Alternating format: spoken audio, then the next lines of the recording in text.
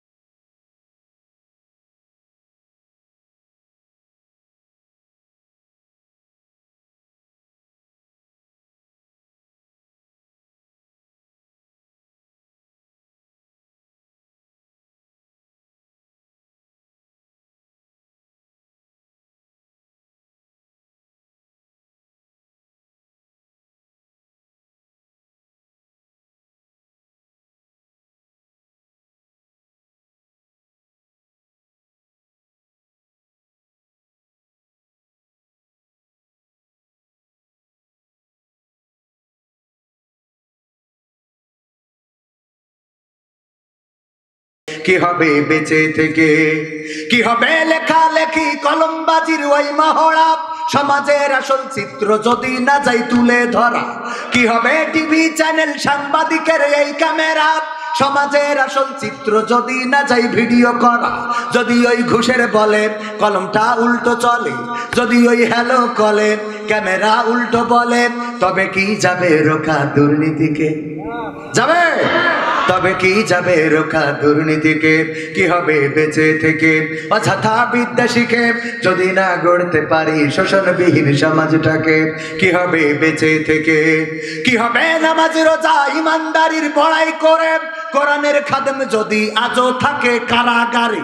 কি হবে নামাজ রোজা ইমানদারির বড়াই করে কোরআনের পাখি যদি আজও থাকে কারাগারে? মসজিদের কোণে বসে জিকির যত করো কইছি আছে না নাই?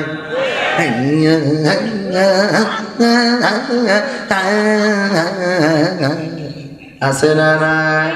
আবার জিকির উঠেছে কুদাইল জিকির। কি জিকির? এটা হইলো কুদাইল। আর একটা উঠেছে কুড়োল, কারণ কুড়োল এরম করে মারা লাগে।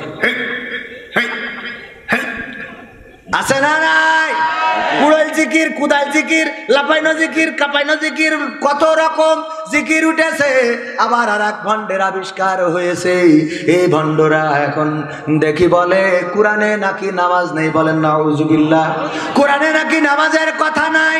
ওই ভণ্ডরা আবার গান গায়, আমার মরণ কালে ঢোলবাসি বাজায় ও দরবারি ভাই, আমার মরণ কালে ঢোলবাসি বাজায়।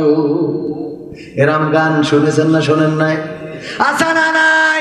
মরণকালে কি ঢোলবাসি বাজানো যাবে?